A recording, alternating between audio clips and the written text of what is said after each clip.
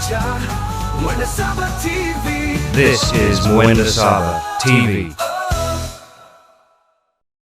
Yes, karibu sana ndene ya Mwenda Saba TV. Tugushokereye karo lingi na tuyina mutauli wetu wa siasa na muroni Professor Naitori. No tunawege karugigi. Naitori happy new year tutona na mwaka juu. Ro mwega. Ndana manto. Yani ndiona ntato. Na ro Professor kwanjiriria turishoka Sagana. Kurale ya mushemene jurali Sagana juu munemo leo tani President Ruto. Iki tena Uhuru Kenyatta tuonete Sagana 1, Sagana 2, Sagana 3. Ndio kumetaga politically speaking. Umuhimu wa Sagana. Bwidera bwibu yuko kwa siasa.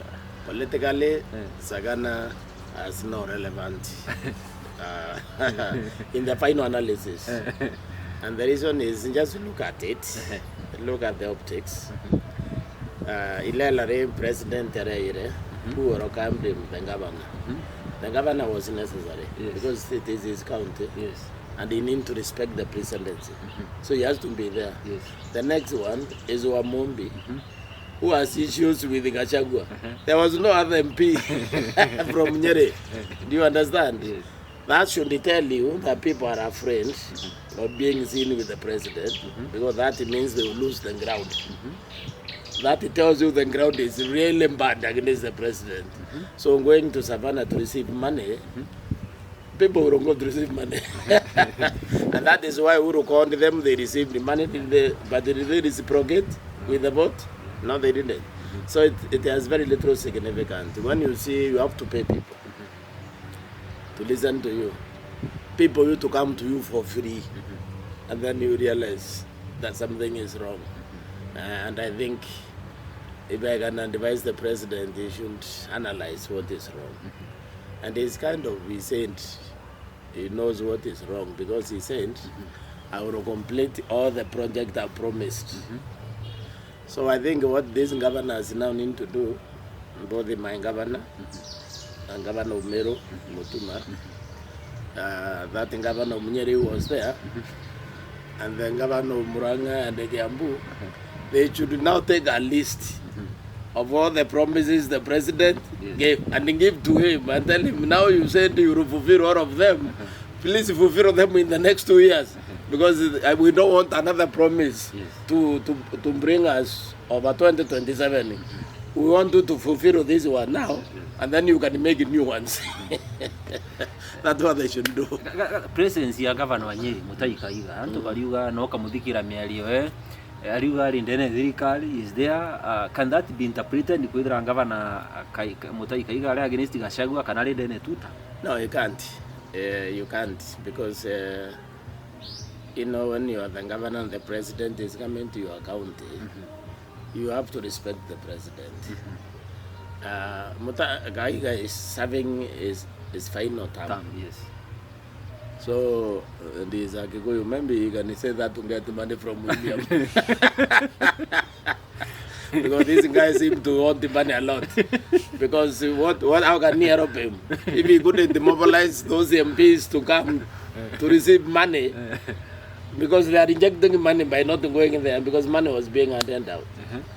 So how can he help him? So he can tell him whatever he wants. And also the fact that he does not need the votes, because this is his final term. So, you know, he came in, I think it was 3 or 4 months after the election. Yes. Yeah, so he's having his final term. President Kuga Kari ke project area tigerie. I mean, to be fair enough to in this 1 year, by next year things will be totally different. You know, he can't, not even by next year. The time left, he can't. Yeah, so he's lying. Let me give you yeah, of course. I mean, he knows he cannot. I don't even think after he left there he remembers he even sent it, because it means nothing. Look here, it has never started. About in 2 weeks or something similar to that. Has it started? So when is supposed? When is he supposed to do that? So that is the thing. That's why I'm saying this in governance. Why can't they take him serious? And never mind, they get on the Kamwerend, please start within a month because you don't have time left too small. So I think the Kenyans need to assert themselves and stop normalizing lies from their leaders. Because you see, it's important that you get punished for lack of integrity. Yes. And the way you'll be punished is by denying you the vote. Okay? Yes. Now, what you will tell a young generation and the next leaders is that it's not normal to lie. It's not normal to cheat. It's not normal to con your way to a benefit. It doesn't pay. You see, so but it's only Kenyans who can assert that. Generally, I mean, when we look at the Mount Kenya, generally, incidentally, even in Meru, the leaders have performed fairly actually compared to the other ones. I've lately been trying to look around, especially when the school debate started. And you realize actually Meru has done well in the schools, in fixing the schools. Generally across the Meru, except the Raganidi. The Raganidi still, the schools are the poorest in the Meru in terms of physical infrastructure. But the reason why the Kikuyu schools are better is because they don't play around with you when they elect you as an MP.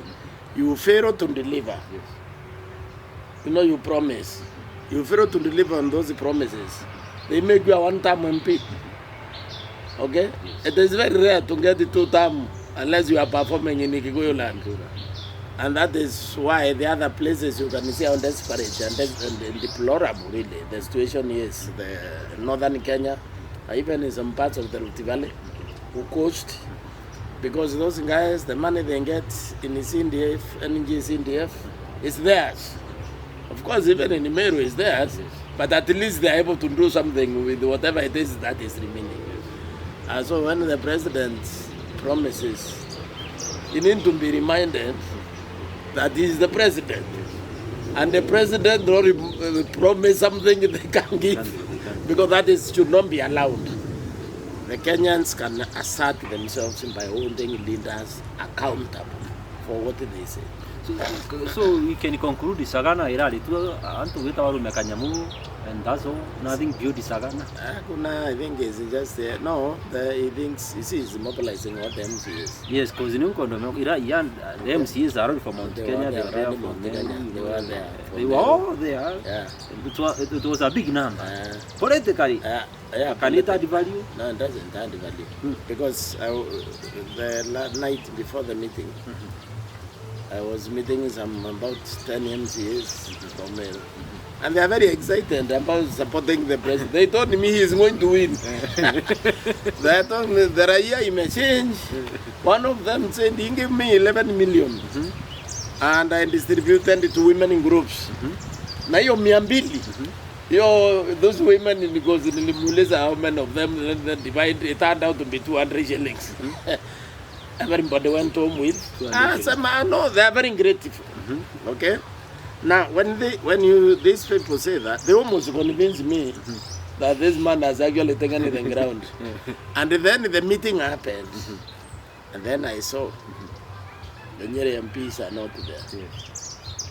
Because you can't tell if the MCAs are there or not. It's very hard. And then I realized the ground is not that supportive. Because if the ground is supportive, then they will be with the president. And they will not let the opportunity of maybe have 1 million or 200, because I guess if he's giving MCAs 100,000, 200,000, the MPs at our party are 500,000. Okay? But now you also ask yourself whether it is how governance is done. Because this government is not the government. You don't govern by bribing your citizens. You govern by delivering value to your citizens. If you look at that ground, even if they were going home with just 100,000, given the number 5,000 maybe, that is like 1 billion, let's say 800 million. Take that 800 million to and give any constituency to an hospital. They can give you a level 5 hospital immediately, in some place. Okay, you could isolate, say, a county in Mount Kenya region, because that money was spread around in Mount Kenya, right? Say Nyandarua, you take that 800 million, you can make a hospital, then it can become medical tourist attraction for the entire region. People can come there. That is creating value. But when you give people money to go home with, you have created no value. Okay? Because that is sewage. It's consumption. They will go and drink. They will go and consume. When you consume money, you have added zero value. So a government that governs, it has not to do that. It creates value. Okay? Long-lasting value that is transferable to future generations. Distributing money, you are not transferring anything. So I don't know where this formula they are exercising. They got it from.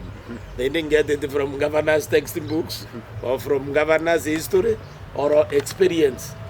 No, I think this is their own method. I mean, it was happening in Moyera or the same thing. And you know what happened to the country? It sank.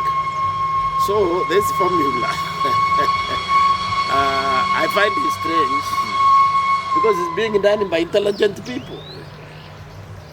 An intelligent person is carrying money in bags, money which basically has been stolen from the citizens. Because I mean, this the way the money is used by government, a very sane Kenyan, or I'm saying sane because there appear there are too many insane Kenyans, knows that money goes through a budgetary process. It's allocated. When that budget goes into parliament, it comes out as two pieces of legislation, recurrent and development. Okay? If the money is not in that, it's illegal. The money to be spent has to come from that aspect. Now, but you see now, if you look at the 100th General Report, it says between some month in 2024 and 2025, the government has withdrawn 1.3 trillion illegally from the consolidated fund. That is the money there. Now, I try to imagine now if the 1.3 trillion was deployed to either build a hospital or schools or even roads. Do you understand? Because I mean, you see, the road to Nakuru is 200 billion. I think Uhuru had decided for 160 billion even.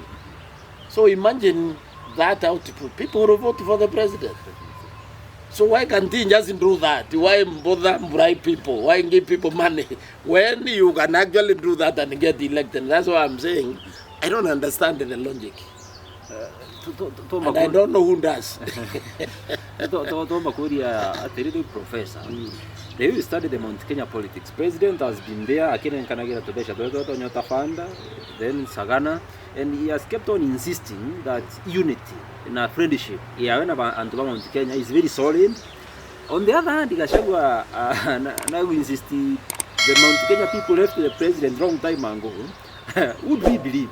Na hii ni safari yetu, tuko pamoja, kila sauti, kila ndoto inang'ara kwenye kioo cha Mwenda Saba TV. This is Mwenda Saba TV.